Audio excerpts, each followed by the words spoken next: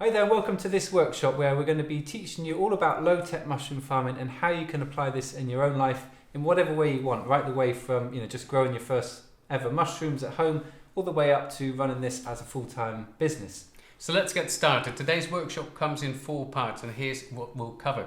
Part 1 is getting to your first crop. Then on to part 2 where we'll look at how to set up a controlled environment to grow your mushrooms in. Part 3 is all about running your own mushroom farm, and then on to part 4 where we'll look at the question, can you actually make a living out of this? This is a question we're often asked and we've got lots to share on that. Yeah, and so before we get started on all of that, just want to invite you to give us your full attention. We've spent the last 10 years learning all this process and we've got a lot to share with you in this workshop, so do just focus in and I promise that it'll be worth it. Right, so if you're meeting us for the first time, I'm Eric, and this is Adam, and Adam over a decade ago started growing mushrooms in the traditional way, didn't you? Yeah, I did. We'll come on and talk a bit more about that in a minute and how it differs to low-tech mushroom farming. But when I began growing mushrooms, I was doing it in the traditional way with sterilised substrate in a sterile lab environment. And to cut a long story short, after a while, I began to focus in on these easier, simpler, low-tech ways of growing mushrooms. And that's really what we spent the last decade or so on, and that's what we do these days as well with the farm that we run here in the UK. Exactly, and as a result of that journey, rather, the farm just looks so different now. But the farm is an actual farm with lots of output, so we do sell and grow fresh mushrooms. We don't sell all of them. We donate most of them to a local food bank, so that goes to a great cause. That's not all we do. We also produce and sell a lot of grow kits, and that's just phenomenal because it introduces people to the joy of growing mushrooms. We get lots of people just showing their first crop using these grow kits, and that's just really rewarding, isn't it? It is, yeah, and in particular kids love to grow. We get lovely photos of kids with their mushroom kit for the first time. The speed of growth is so fast with mushrooms that it particularly appeals to kids, and then also adults who just enjoy the whole process as well. So that's a big part of what we do these days. Exactly, yeah. Another thing we do here at the farm is to produce substrate. So that's substrate that's ready to fruit, and we send that to a high-end chain of restaurants, so the chefs have access to the freshest mushrooms possible, and in turn the customers benefit from that as well. And at the farm we also run some research projects. Yeah, so we're constantly experimenting here, so we're always trying to push the boundary on what different varieties you can grow in low-tech ways, different low-tech pasteurisation methods. So we've got a whole kind of program of trials and experiments that we're running here on the farm as well, and that all feeds into all the other work that we do. So outside of just producing all of this on the farm here, we've also had the fortune to work on a whole range of other projects, haven't we? Exactly. One of them is we were really pleased to set up the world's first urban mushroom farm right here near to us in a city called Exeter in the southwest of England, where we just set up this farm. It was amazing, wasn't it? It was on the 3rd floor of a building, an office building, right in the heart of the city centre. Yeah, and we'd go around on a bike collecting all the coffee grounds from the cafes, and that became a large part of our substrate, so that would come back up into the farm. Mm-hmm. We'd turn that coffee into mushrooms and then supply the mushrooms in the city. Exactly, and another farm we set up was in a different setting altogether. That was in a prison not too far from here, and that was also very rewarding because the prisoners got to do a useful job, a useful task, growing food. And I'll always remember this one particular prisoner who was chanting Buddhist chants as he was filling his bags of substrate, just sort of blessing his bags, and that was a wonderful thing to see. Yeah, it's a strange place for a mushroom farm in a prison. It certainly was. It was. Another strange place is we were really pleased to be involved in setting up a mushroom farm inside a museum. We're really proud to have collaborated with the world's leading design and arts museum in London called the V&A. They asked us to set up a small mushroom farm right there in one of their galleries where we would recycle their coffee waste again into mushrooms grown and harvested and used on the premises of the V&A museum. And that was great. It introduced 200,000 people, I believe, in a very short time to this whole concept of circular economy. So that was definitely a highlight. Yeah, a whole range of projects like that, and then kind of the knowledge that we've taken from working on all of these projects and our own farm, we now use all of that to share and teach to other people as well. So we also run a series of one-day workshops on the farm here where people can just come and learn and get understand different ways of growing mushrooms and how to get started with it. And then we also run quite a comprehensive online course community, the Low Tech Mushroom Farming online course and community, which has just grown into just such an amazing, thriving community of small-scale mushroom farmers from more than 70 countries, I think, now. Right from the off, that's what we're all about inspiring people to learn more about mushrooms and learn more about growing mushrooms. Yeah, and the reason for that really is that mushrooms are often seen as a really complicated thing to grow. You know, it's often, I think people get put off because they see a lot of equipment involved and the way that mushrooms are normally grown, and they see this kind of sterile technique. And for a lot of people, that just turns them straight off. And of course, some people just love that and they go deep into it, and that's great. Yeah, that's fine, yeah. But there's a whole bunch of people who just look at that and think, well, I can't do this is too complicated, or it takes too much equipment. And if I can leave you one message from this workshop today, it's just that, you know, you don't need all of that equipment, you don't need that sterile process, and we'll talk more about that in this workshop, really, about different ways you can do it without all of that, and just elaborate a bit more on what exactly low-tech mushroom farming means. Exactly. So let's elaborate a bit about this, inspiring and educating people about mushroom cultivation, because that's, like I mentioned, that's what we're all about. And the reason for that really is that mushrooms are just such a wonderful crop, aren't they? They're fast growing, they're low in energy and water input, they're a high value crop, they're high in nutrients, they've got vitamins in them, they're versatile to cook with, and yet, despite all of these things that talk in favour of the mushrooms, unfortunately we find that a lot of growers just simply discount them as a crop to grow. Like I alluded to, I think the reason for that is just that it seems too complicated or too expensive or whatever. So what we've focused on is sort of how you can simplify that, how you can reduce the amount of equipment that you need, reduce some of the processes, and that entails what we talk about here when we say low-tech mushroom farming. So maybe let's just dig into a bit of detail quickly, just to be a bit more specific on what it involves. So what is low-tech mushroom farming in a nutshell? So it's, I mean, in a way it's just trying to find a way to grow without the need to sterilize the substrate and without the need to work in a sterile lab type environment. And some of the ways that we do that then is we select a substrate that allows you to do that. So specifically, we like to work with pelletized substrate like hardwood fuel pellets or straw pellets or alfalfa pellets. Alongside that, we also work with straw, chopped sugarcane bagasse. These type of materials lend themselves very well to pasteurisation rather than sterilisation.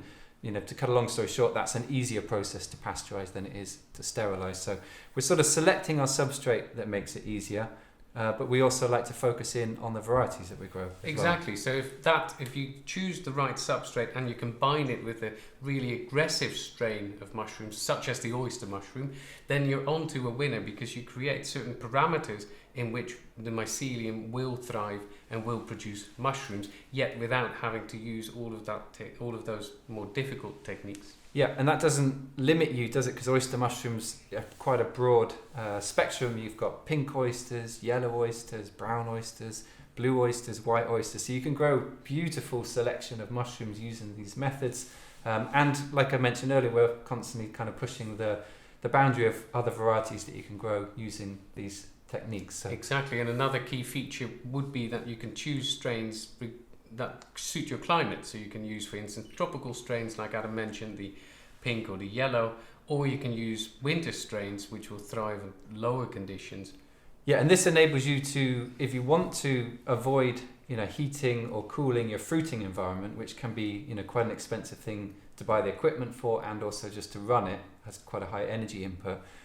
You don't need to do that if you don't want to. You can choose to grow strains that suit your natural climate, or you grow at certain times of the year, so seasonal production perhaps. Exactly. So let's move on to part one now, getting to your first crop. Right, so you want to grow mushrooms at home. What is the simplest way of doing that, you think? And what would you say to people who want to get involved a little bit more? Yeah, so I think the simplest way would just be with a mushroom kit. They're primed and ready to fruit. They come already colonized, and you just cut a slit on the front, water it every day, and the mushrooms will begin to grow. Around about 5 to 7 days later, you'll see them start to emerge, and they then grow really quickly from there. But if you did want to get a step more complicated than that and actually do the whole process from scratch, what I would recommend is this method. I'll just walk you through it briefly now. So first up then, I'd recommend getting hold of some hardwood fuel pellets or some straw pellets. And on top of that, you're going to want some oyster mushroom spawn. and alongside that some mushroom cultivation bags which have got a nice filter patch that just enables good air exchange in the bag and keeps out competing organisms. Once you have those materials, then the method looks like this. So I'll walk you through an example where we take 1 kilogram of the pellets, and this could be 1 pound of pellets, whatever measurements you want to use, and to that you add an equal amount of cold water. So we take a 1 kilo of pellets, we add 1 kilo of cold water, and just let that soak up and hydrate into the pellets a bit, mix it around, and then you want to add 10% of that weight in the oyster mushroom spawn. So we've got 2 kilos of substrate, we're going to add 200 grams of oyster mushroom spawn to that, mix it all around and place it in the mushroom cultivation bag and seal it up. So at that point you've done all of the inoculation process, and the incubation phase is really where you just put that bag in a warm, dark environment for the process to kind of kick into life. And this is an exciting part. You get to see the mycelium growing across the substrate now. Yeah. Takes around about 2 to 3 weeks. It's such a visual process, that, isn't it? It slowly just turns white right in front of your eyes, basically. Yeah, the first time you see it, it really blows you away. It's, you've just set in motion this living organism that does its thing then, basically, if you give it the environment that it wants. So that'll take about 2 to 3 weeks, and at the end of that process you should see a bright white colonized bag of substrate, and that's when you know it's time to fruit the mushrooms. So at that point you basically got a bag which is similar to what you would get in a kit. So all you do is cut a little hole in the front of the bag, spray it with water every day, and you'll find about 5 to 7 days in that you start to see these little tiny mushroom pins starting to emerge on the surface of the substrate. And from that moment on, it gets really exciting because you've basically got a process that doubles in size every single day. Yeah, an absolute miracle. And then at the end of that, of course, you need to decide on when to harvest those mushrooms. And I've got a top tip for you. So basically with oyster mushrooms, you want to make sure that the cap is still a little bit curved, so not flat, but also not too curved. And one other indicator that can help you is that when you slide your hand around the cluster of mushrooms, if you want to take them off, then they should come off it relatively easily. If you feel a bit of resistance, then you need to leave them for a bit longer. And that's quite difficult to get right, but important as well. It is important, yeah, and people often tend to veer towards leaving them grow for a little bit too long, and you tend to find that the caps just begin to open up and turn inside out on themselves. It's not the end of the world if that happens, but ideally you want to try and get there before that, and the reason being that, first of all, they're going to drop a lot of spores. The more mature they get, they start dropping a lot of spores. But on top of that, the texture of the mushroom is just so much better if you catch them a little bit earlier when the cap's still folded over. You've got this lovely thick, meaty texture to the mushroom, which when you let them really open up, they thin out a little bit and they become a bit more chewy. They're just not as good to eat, and they tend to not last as long in the fridge as well. If you're not going to eat them immediately, they keep better if you harvest slightly earlier. So the purpose of creating a controlled growing environment really is just to make the whole process a lot more reliable and consistent, and also so you can kind of maybe scale up or make it more of a regular production as well. You mentioned scaling up there, but it's important for you to realise that you can do this at pretty much any scale that you wish to. Just to give you some numbers to plan on, in a square metre you can grow 125 kilograms of mushrooms per year, and that equates to 25 pounds per square foot per year. So it's really highly productive. That is a lot of mushrooms in a small space, isn't it? Exactly. There's not many crops that can match that. So if you want to get growing, then this is the kind of these are the kind of setups you need to consider for your substrate prep and inoculation space. What you're looking at is you probably need a vessel to soak in. You probably want to have something to mix it in. You might need a larger vessel for your lime bath, something like a big water container or an IBC. Yes, so for this first stage of preparing your substrate, it really can be as simple as just some vessel to soak your substrate in, plus a workbench in order to kind of load everything into your bags or buckets, or whatever you're using. And maybe you want something like a compost tumbler or a concrete mixer if you're mixing different ingredients together.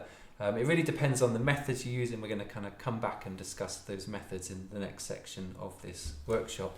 Exactly, so that's that area covered. It can be, ideally it's indoors, could be outdoors as well. We do part of our production here outdoors these days, and that works absolutely fine. Yeah, and so that phase is the beginning, and then the next step is the incubation room. What do you need for an incubation space? Incubation space is also relatively simple. So what you're looking to create is a warm and a dark environment. When I say warm, it's between 20 and 24 degrees Celsius, which equates to about 68 to 75 Fahrenheit. And why does it need to be dark? Well, that's really because light is a trigger to make the mushrooms grow. So if you've got a fully incubated substrate and it's in a light room, it will start to fruit mushrooms maybe before you want it to. So it's better to have your incubation space dark. And if you're wondering about other parameters like humidity and CO2, that's just taken care of within the bag or the bucket, whatever you're growing the substrate in, that holds the CO2 and humidity. So you don't need to create that in the room itself. Exactly. So if you're at home and you've got a dark cupboard anywhere, chances are that could be your incubation space. Yeah, and if you obviously want to scale up and make this into more of a farm, then you're probably going to want to make a room fit for purpose of the incubation phase. So really it just needs to be insulated. You need to have some ability to heat it or potentially cool it if you're in a really hot environment. And you're also going to want to make sure that you've got either some racking or shelving in order to store your substrate bags in. So those are the spaces you need to create for the first two stages. Let's look at the fruiting stage now.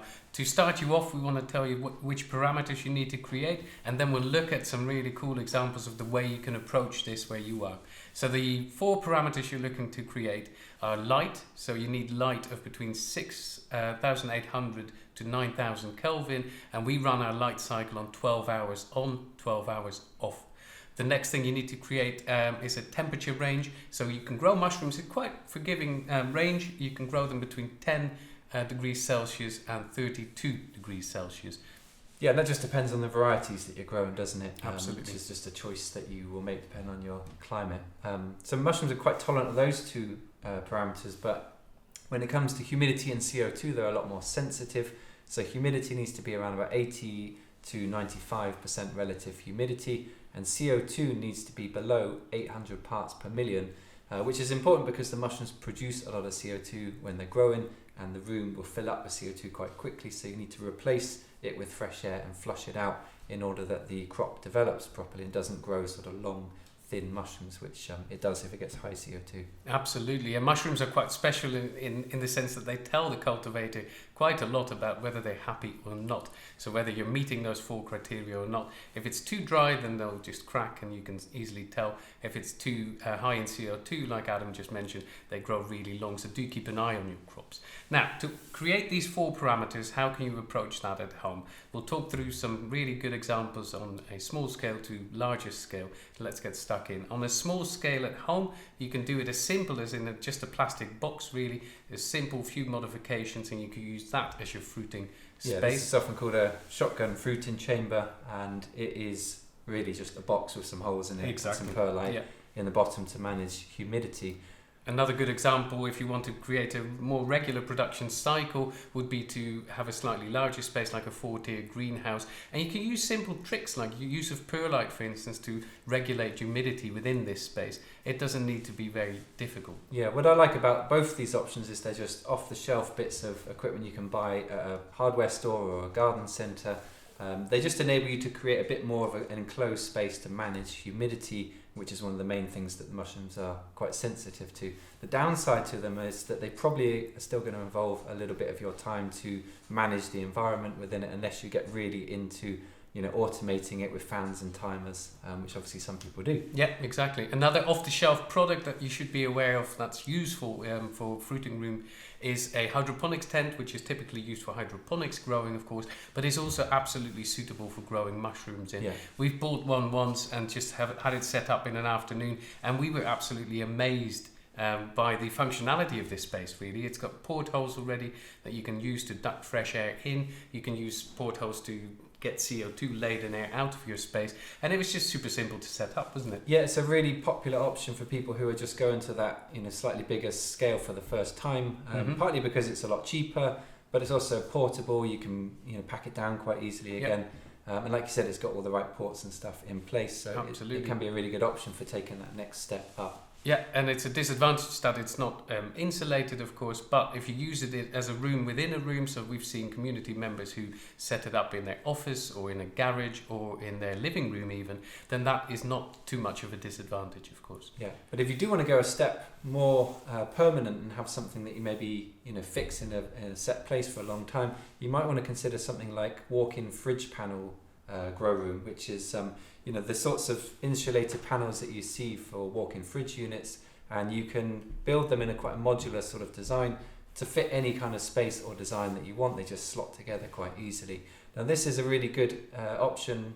It is really permanent, they're very good quality. It is of course at a higher cost, but it really just depends on what it is that you're looking to build. Exactly, you're also not constrained to using fridge panels as such. You can also have a stud wall, for instance, where you just put a bit of insulation material in and then you clad it with a panel that is suitable to deal with the relatively high humidity that you create.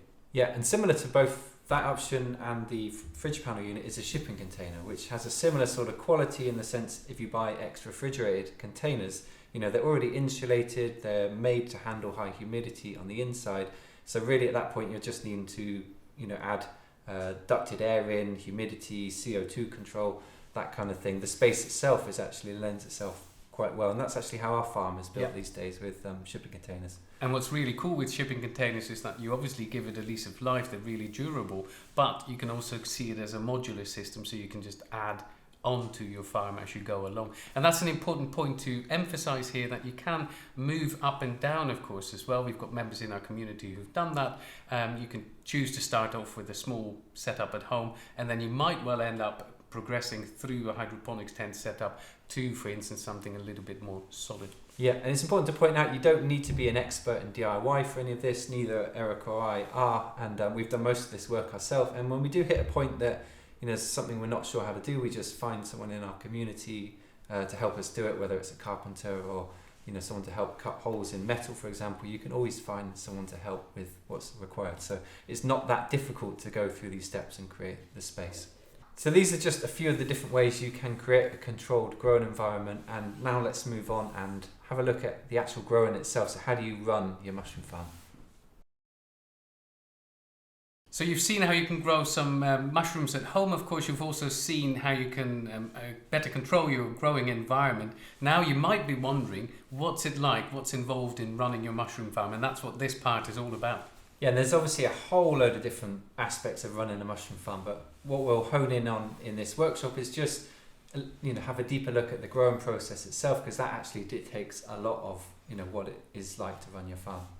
So before we go any further, I think we should just explain in a nutshell what we mean with the low-tech mushroom farming approach to substrate. Yeah, so what is different about the way that we see it is that we accept there are some competing organisms in our substrate. And what we've found is that if you get all the other conditions right, you choose the right varieties, the right substrate, and you manage the growing environment well, is that it doesn't matter if there are competing organisms in there, it still is extremely consistent and reliable. And that's quite different to how in sterile production you have to work, because once you've sterilised the substrate, it's a blank canvas for any other organism to grow on it, which then means you have to have this very sterile situation that you inoculate in. So it sort of makes the whole thing a little bit more complicated. Absolutely. Sterile production is great, of course, especially when it comes to spawn production, but that is a key disadvantage of it as well. Right, so back to making a choice of your substrate, and there's quite a list you can choose from, especially when you grow oyster mushrooms. I believe you can choose from a list of 150 different agricultural byproducts. Yeah, all sorts of materials, everything from wheat straw to corn cobs, coffee pulp, banana leaves, coconut husks, cardboard, paper, all sorts of materials that oyster mushrooms will grow on. But the trick here is for you to choose stuff that's readily available in your area, and that's what we do as well here, of course. Yeah, we'd like to grow on wheat straw, which is grown about half a mile or so from the farm here. We like raised coffee grounds, we like sugar beet pellets. These are all materials that are easy to source in the UK. But we've heard from folks in Australia, for example, that grow on sugarcane bagasse, because that's plentiful and widely available in Australia. Exactly, and I was in touch just this week with somebody from Trinidad and Tobago where he's got access to elephant grass, which just happens to be a type of grass that you can grow oyster mushrooms on. So what really is behind this choice of substrate then? Well, really, you're wanting materials that are rich in carbon, full of lignin, cellulose, hemicellulose. These are all things that are plentiful in very fibrous materials, and they exist all over the world. What you want to avoid is anything that's really rich in nitrogen, and the reason for that is it tends to favour the growth of competing organisms over the mycelium, whereas the other more fibrous carbon-rich materials that we're talking about, they tend to favour the growth of your mycelium over the competitors. So we're trying to sort of select a substrate for things that naturally suit our organism we want to grow and not the one or the range of organisms that we don't want to grow.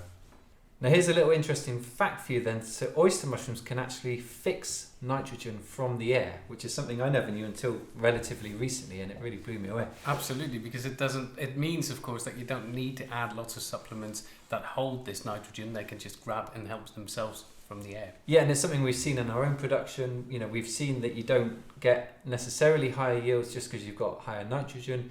You can get really good yields without nitrogen supplementation, and this is kind of part of our approach to low-tech growing as well. Exactly. So back to the growing process then. Once you've selected your substrate, you've got a choice to make.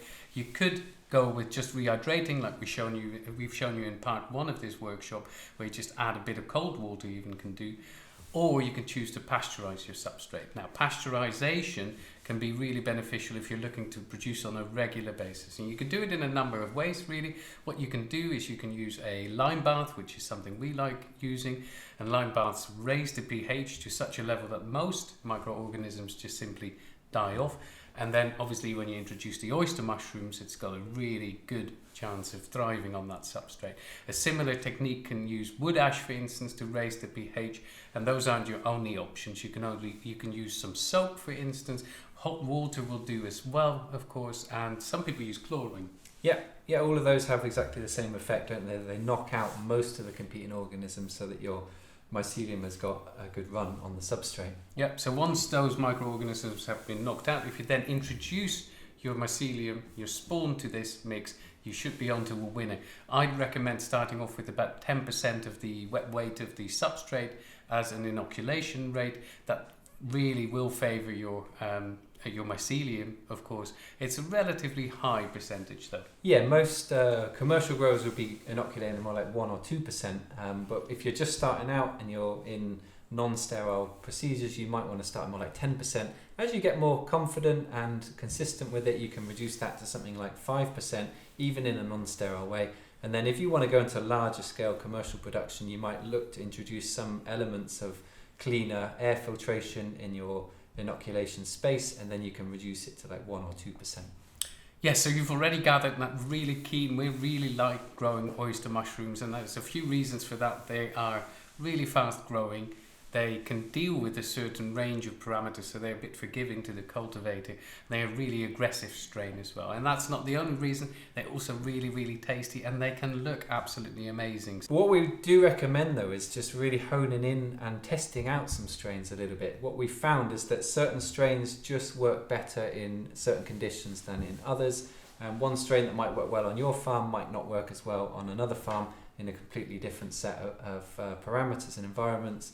Different substrate, maybe different competing organisms in the air around that farm. So it's really good to test and find out what works best for you. And what we've also heard of with some larger commercial growers is that this is an area where if you've got a larger scale of production, it makes a lot of sense to really play with the genetics that you're growing. So what I mean by that is selective breeding. So if you find you've got a particular variety that's working well on your farm and you see a particular crop that's working well, you can select culture from that crop and use that to further the strain development on your farm. Through doing that, we've heard of people being able to literally double their yields just by selecting particularly good strains. Yeah, and that's quite a result, isn't it? Now, let's go back to the growing process again. And do you need to use plastic bags to grow in? Now, it's a question we often get, and I understand why, because mushroom industry in general has a bad reputation, rightly so, for use of a lot of single-use plastics, which after the production process are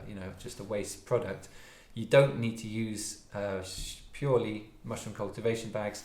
They're an easy method for sure, but you can also use reusable containers, which we've increasingly begun to do ourselves on our farm here. We now use buckets for our production.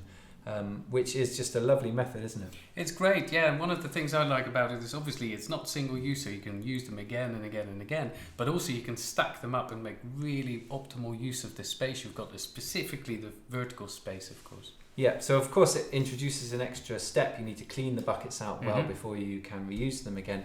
What we found though is that you get that process down, it's actually quite quick to do it, and to some degree you can kind of semi-automate it as well. And in my book, if you can get rid of all of that single-use plastic, then it makes a lot of sense. Definitely the way to go.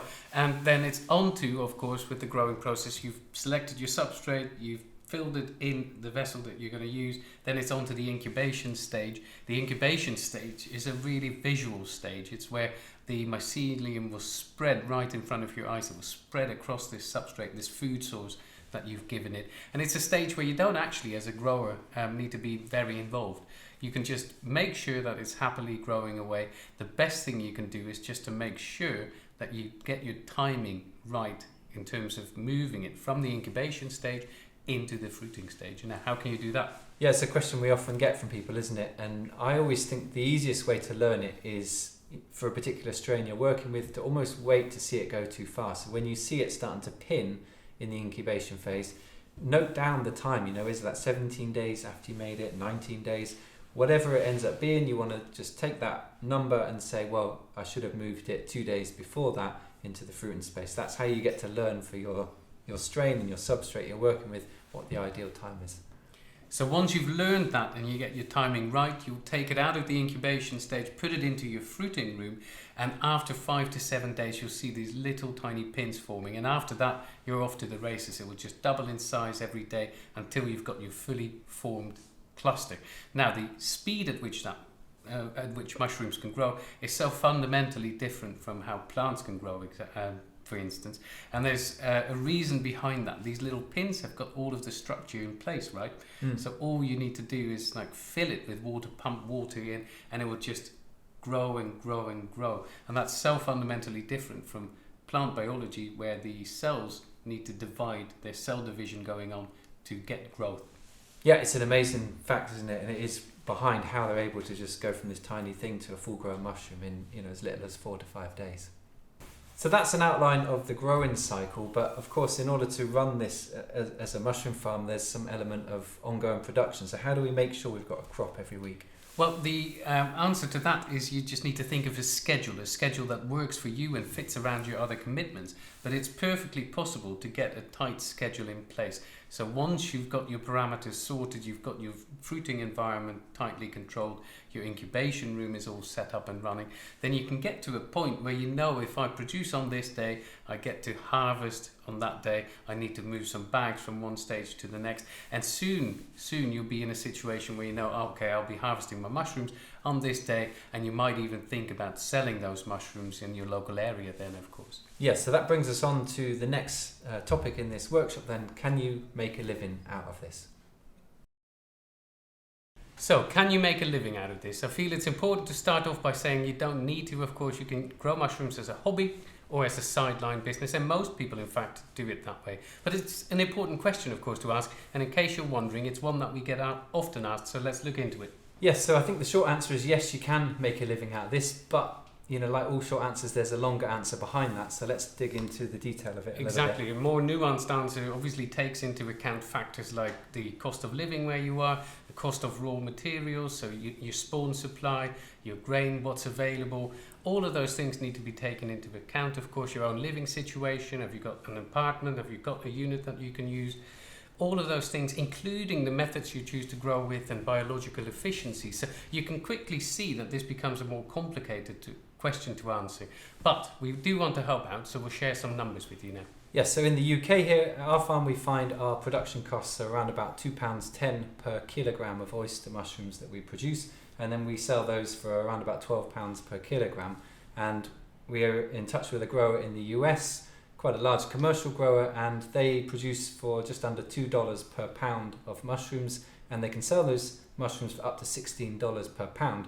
So that gives you some idea of the difference between cost of production and sales price, which is quite favourable.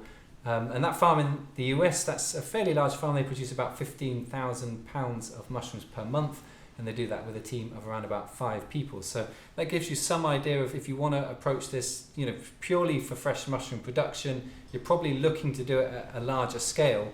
And with that there comes a whole host of things you need to think about. Exactly, and with the larger scale, of course, comes the question, well, can you sell them? And my suspicion is that you can, because there's a booming interest in mushrooms, and oyster mushrooms especially. Yeah, last time I looked at the Google Trends graph for this, it was really just off the chart. The last 5 to 10 years, just growing interest every single year, more and more people searching for stuff to do with mushrooms. And we hear that from all the different people, in our course, at the restaurants. There is just a lot of interest at the moment, so exactly, it's a great opportunity. And chances are that if you start off being a small producer, a local producer, that you won't struggle to sell your stuff either. You won't struggle to sell your mushrooms, simply because you've got a distinct advantage over larger commercial growers. So let's have a look at some mushrooms I bought yesterday. I got these in the supermarket yesterday, and you can see they're not looking great. They've travelled quite a long way, and earlier on in this workshop we mentioned how important the time of harvest is, and you can see these have been left almost a bit too late. This one for sure is just turning inside out on itself, and if you compare that to some local mushrooms that we've just harvested here, the difference is quite large. Yes, so for example, these were harvested on our farm this morning. I mean, you can just see the difference there, can't you? They're much fresher, they're brighter in colour, the caps are thicker, the quality of them is much better. And this is something that I've found personally when going to sell mushrooms to restaurants. I remember the first chef that I went to take a tray of mushrooms to, I was a little bit unsure about going to visit him for the first time. But anyway, I walked in the door with this tray of mushrooms and his eyes just lit up, because he'd never seen so much, such high quality mushrooms before, and he was just asking a load of questions like how they were grown. He wanted to come and visit them at the farm and see the whole process himself. He placed an order, and I kept supplying him then for months and months into the future. So I've experienced that same thing many times over, and I've heard from other growers the same thing. You just really got a great advantage with the freshness and the quality as a small local producer. So I feel it's important that if you are considering making a living out of this, that you do consider all options open to you, so not just simply scaling up, hiring staff, for instance. One of those options open to you is to make and sell mushroom grow kits, which is something we love doing. They fetch a decent price, they have a good margin, a higher margin than selling fresh mushrooms, and they're just really popular as a gift product. Kids love them too, so you also have an option, of course, to bolt on a schools program if you want. And again, this isn't the only option open to you. So for instance, you can have mushroom jerky, you can dry your mushrooms and sell them, you can have mushroom tinctures that you market, and all of those options are things that you should really consider. And what's really cool is that in our community of growers, low-tech mushroom farming growers, there's a lot of people who apply these things in different ways that suit them. Another option that you have open to you is to run workshops or farm tours. This is something we've seen a lot of people do, and it makes a lot of sense. For a start, a lot of the larger farms aren't really set up for this kind of thing. They don't like to have farm visits, or they don't tend to run workshops. So it can be really great to just share your whole setup with other people who might want to come and learn for the day. And we've seen this ourselves, not just people who are interested in mushroom growing, but people who just get bought a course maybe for a birthday present or something. It's a big market, people that want to just go for a day and learn a bit about something. So that's another option open to you. Something else that we do ourselves here on the farm is to produce ready-to-fruit substrate as well, which you can supply to restaurants or maybe other small growers. This just enables them to just get the bags and fruit the mushrooms, which makes it even simpler for other people to start growing. And then finally, you might also want to consider something like the meat alternatives. This has been a huge growing thing in the last few years. Vegan and vegetarian ready meals or snacks, that kind of thing is something you could look into as well. So it's important as well to end this section with saying, look, if you decide to make a living out of this and you want to set it up as a business, that you're the architect of this business, and as an architect you're also responsible for how that develops and how you shape it, of course. So what we can help you with, of course, is a step-by-step system that gets you to reliable results when it comes to growing mushrooms. We can also help you on the Grow Kit side of things, but that is an important consideration. So setting up a business can be difficult, can be complicated, simply suits some people better than others. But if at this stage you're thinking, right, I'm in, let's make this happen, this next section is for you. So at this point you've got two options. Number one, you can just take what we've covered here in the workshop today and just go off and make the best of this on your own. Or let's do this together, involve us, and you can benefit from our years of experience and our support, of course. You see, this workshop, we covered a lot of ground, and it's only an introduction to low-tech mushroom farming. Behind this, there's a whole step-by-step system that can get you reliable results using these methods. Yeah, and that system that we're talking about is our course, the Low-Tech Mushroom Farming online course and community, which is, as much of it is a system with a set of lessons, but it's also a constantly evolving body of knowledge that we continue to add to as we experiment and continue to learn ourselves. So we'll tell you more about what's in there in just a minute, but if you are ready and you're thinking, I just want to come and join right now, head on over to growcycle.com/go and you can find out everything there about the course and enroll. Now, I want to take a minute and explain to you why this actually matters to us so much. So both of us love local food production, and we love helping other growers to grow mushrooms in their local area. And the fact that this has morphed into like a network of growers in over 70 countries, it's just really, really rewarding, and we love being at the heart of that. Yeah, it really fires us up and motivates us. It's not just a course that we've made and forgotten about. Like I said, we keep adding to it, and it's something that we personally just really love, and we really stand behind it. Exactly, and there's no confusion with the system, there's no ambiguity, there's complete hand-holding. We talk you through all of the steps of the process, and we're there to help you with any questions you might have. Yep, so you might be wondering what is actually included in the course. Oh, that's quite a lot to list, of course, here, but I'll try anyway. So there's over 90 video lessons that show you, it is split up in different models according to the system, so you can just follow them in a step-by-step way. Then we've got loads of additional downloads. Some of those are, for instance, a production space calculator. We've got a more detailed production cost sheet that you can use and adapt for your purposes. We also have a tool that you can use to get exactly the right fan sizes that you will need for your setup. Yeah, there's also a search engine, isn't there? Yes. So if you've got a topic you want to just look up quickly, any lessons that mention a certain thing, you can just search for that and it will pull up all the different lessons that mention that topic. Exactly, and also as part of this course comes a complete manual that's basically all of the lessons but in a written format. So that can help you if you're in an offline situation, but also if English isn't your first language and you just want to read it at your leisure. Yeah, plus you get access to the private course members Facebook group, which is really this community of fellow growers. We've got people in there now from more than 70 countries around the world. So let's talk about that a little bit, because that's a really big aspect of the course, isn't it? Absolutely. I love hearing it, and we do hear it time and time again, but a lot of people think they join for the video lessons, they get stuck in, they get growing, and then they realize that with the community and being part of that community of like-minded growers, that is at least as much value as just the video lessons. Yes, if you're wondering how that community actually works, it's a private Facebook group which you can go in there, ask any questions that you might have, but also I always think is a lot of benefit just watching what other people are doing inside of that group. Some people are already a few steps further on than you, so just by watching what other people are doing there, asking questions about it, you can learn a hell of a lot from that. And people take different approaches to this, depending on their own situations. So Absolutely. You might see people in there that are kind of doing something that you'd like to do, Yeah. And you can just ask questions there. Exactly, and it's great to be connected as well, right? So if you think of this community, like, you can go there and speak to other fellow mushroom enthusiasts, and often in a local area you might well be more fired up about this topic than other people, and perhaps your family and friends are just less willing to listen after a certain amount of time. Now, what's also cool of this thriving community, of course, is that you can use all of those posts as a really useful research tool. So you can go through previous topics of conversation to see what other people have done in that area, or to just ask for some feedback on your own ideas. And the tone is just really, really positive in this group. And of course, we've got a couple of community managers there as well, who are always happy to help people with any questions they might have. And we drop in there on a regular basis as well, just to stay in touch and add to it best we can. Yeah, it's a wonderful group. I really, really love that, and it's definitely a huge, huge benefit of the course.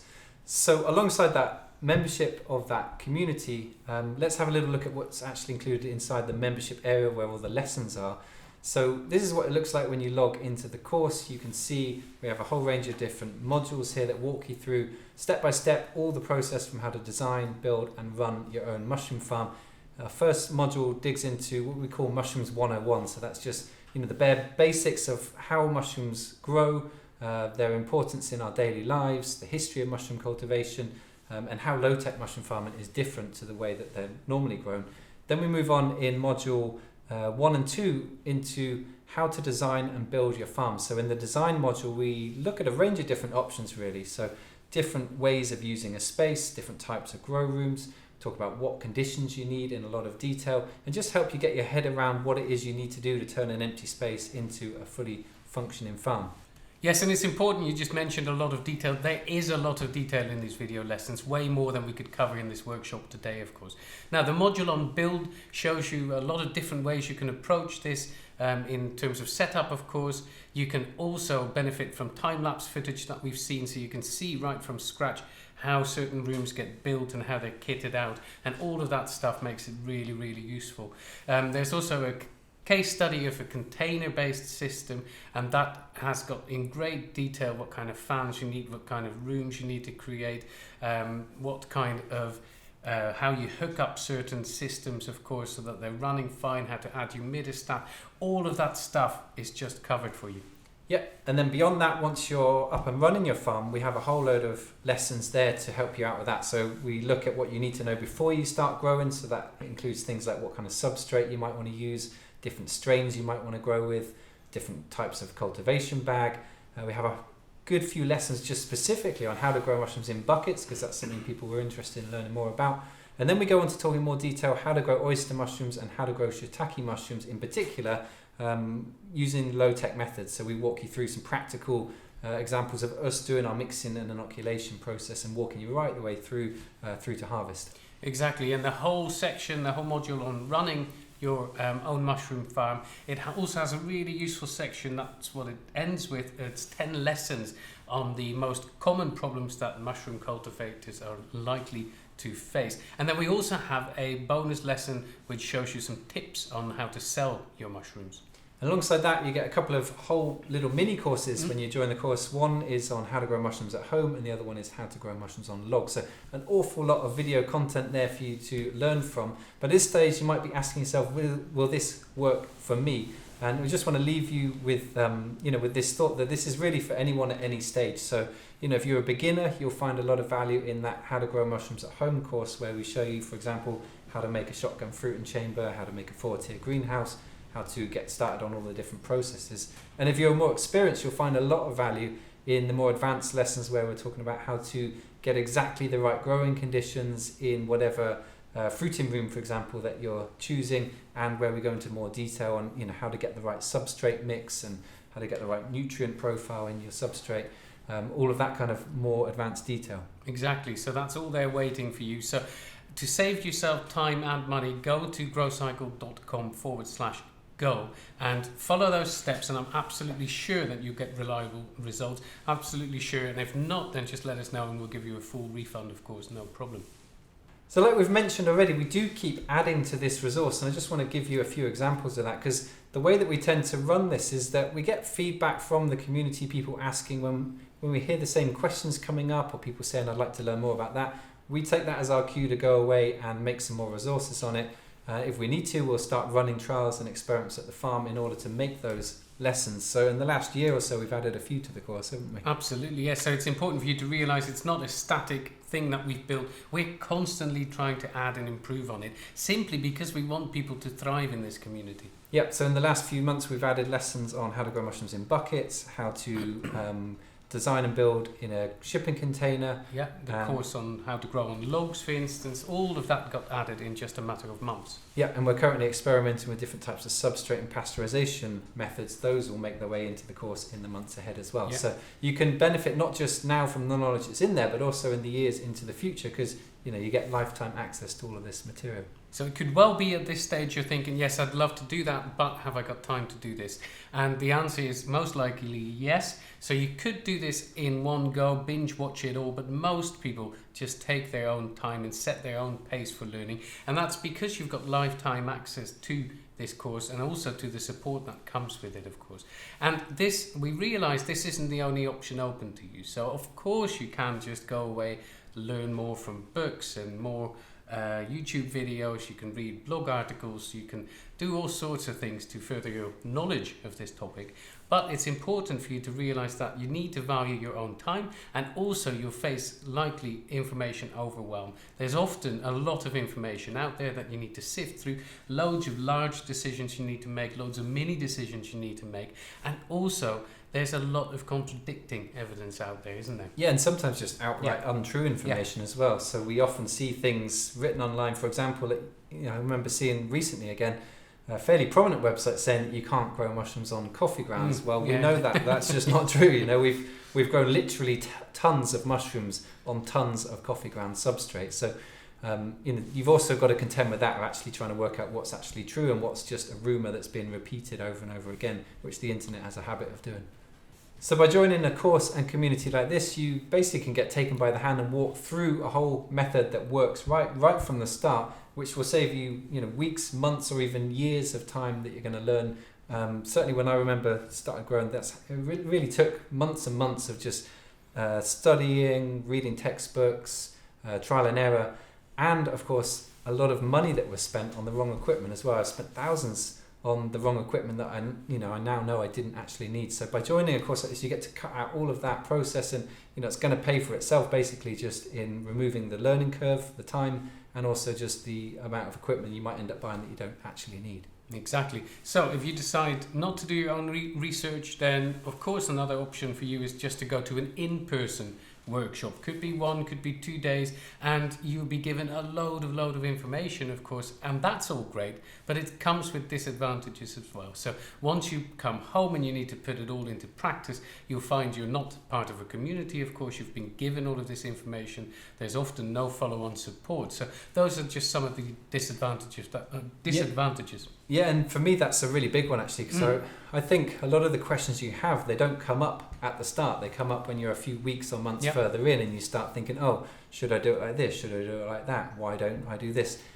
If you've gone to a 1 or 2 day course, you don't have the ability to just get in touch with a teacher and ask them that question, whereas in this ongoing support that we offer with the course, you can do that. If you have a question 6 months, 12 months later, you can just get in touch and ask, and that's a huge advantage. Oh, absolutely. Now, the next option that you could consider, of course, is to go for one-to-one consultancy, and that is absolutely could be really effective, of course, but it comes with a huge price tag, right? So we've done consultancy jobs. They typically, I think, for something that's covered in the low-tech mushroom farming course, you'd probably be parting with the best part, if not more, of $10,000. So that's definitely a high price to pay for the information that essentially what we've used all of that learning as a backbone for the low-tech mushroom farming course. Yeah, we've done a fair bit of consultancy work ourselves over the years, and actually that was what sort of moved us over towards making an online course. We started to get a lot of requests for consultancy, and not only does that, we've got a limit on how much time we can spend working with different people, but it's also clear that for a lot of people consultancy is just too expensive, and so a large part of the aim with this course is to try and make it available to people, that knowledge, at a lower price point. Exactly, so we get more people growing food locally where they are. So in contrast to those options then, to join the low-tech mushroom farming online course and community gives you lifetime access to a growing body of knowledge and lessons. It gives you access to an ongoing support system and a community of like-minded growers. And all of this is available to you at a pretty reasonable price. So you'll benefit not just from the resources and the community, of course, but you'll also benefit from all of the knowledge and experience that we've got, and that keeps growing and growing, and we keep sharing it, of course. Now, let me also tell you a little bit of a personal story. So I used to have a corporate career. I got really disillusioned with all of that sort of stuff. I just looked up the food chain and thought, right, I don't want their job, I don't want their job, I don't want their job. I want to do something meaningful now. So my wife and I left the corporate careers, and we travelled and we found out more about food systems, growing food. We wanted to add to the local food community. We did courses in horticulture. I got fascinated by mushrooms, of course, and maybe you're feeling along similar lines. Maybe it's time for you to take action. Maybe you want to add to your local food scene. Perhaps you want to bolt stuff onto your small holding. Maybe you even want to take a fight to big agriculture. I mean, this might be the time for you to take action. Yeah, I think for a lot of people, just being involved in the local food scene is just a lot of fun, isn't it? You get to connect with other food growers, you get to go to farmers markets and meet people face to face interested in good, healthy food. And so for a lot of people, this is the step into that. And I've had a lot of fun doing that these last few years, for sure. Yeah. So you've seen what it looks like inside the course area, the membership area, and you've seen the systematic approach to it all. And there's bunches of people who send us pictures of how they've put this in place, how they've put it into practice and get reliable results. And that's amazingly rewarding. And we're very much looking forward to helping you grow mushrooms the low-tech way where you are. So alongside the low-tech mushroom farming course, we have another course called the Grow Kit Masterclass, and this is really for people who are interested in producing and selling mushroom growing kits. We've taken all of our knowledge that we've built up over a number of years now in how to make and sell mushroom growing kits at scale, and we've turned that into a whole course of its own where we cover everything from how to get your boxes designed, what kind of card to use, printing materials, all the way through to the logistics of producing a lot of kits, storing them, dispatching them, different ways of marketing and selling them, and we go pretty deep into e-commerce and how to sell kits online via an online shop. This course also comes with the low-tech mushroom farming course with it, so the two courses together build huge body of knowledge. So if you're interested in doing this as a full-time business, I'd recommend checking out that course. We've spent tens of thousands of dollars over the last 5 to 10 years really just working all of this stuff out, and you can just cut that learning curve straight away and come in at the start and get started with this, which a number of people have actually done already, haven't they? Absolutely, and it's fascinating to see how it works for them, how they put it into practice. So go to GroCycle.com/go and benefit from all these tens of thousands of dollars and all the time that we put into working out how to best go about this. Now, as a brief recap then, there really are two choices. One is that you've hopefully enjoyed this workshop, you've learned something, you'll take that away. You might look at more articles, more videos, and decide not to join the course, and that's absolutely fine. We can still be friends because we've got a shared interest in local food production and a shared interest in mushrooms. Absolutely, yeah. And of course the other option, like we mentioned before, is that we can do this together. You can join us in the low-tech mushroom farming course, become a part of the community, benefit from all these years of knowledge and experience and just cut the learning curve, and just connect with a great community of people, and just kind of get taken by the hand really and just enjoy the whole process throughout. So we're seeing hundreds of people now who have picked up this method, this way of growing, and getting really great results, from scratch pretty much. A lot of people have never grown a mushroom before, and within a few weeks they're up and running and growing, which personally I just find that really inspiring and exciting. It makes me want to double down on everything that we're doing already and to keep learning ourselves, keep adding more resources into that course. Really just to better support this growing network of low-tech mushroom growers. So if you're interested in joining us inside of that community, head on over now to GroCycle.com/go, and we really look forward to welcoming you into the community. Thanks a lot for joining us for this workshop here today. We'll see you soon.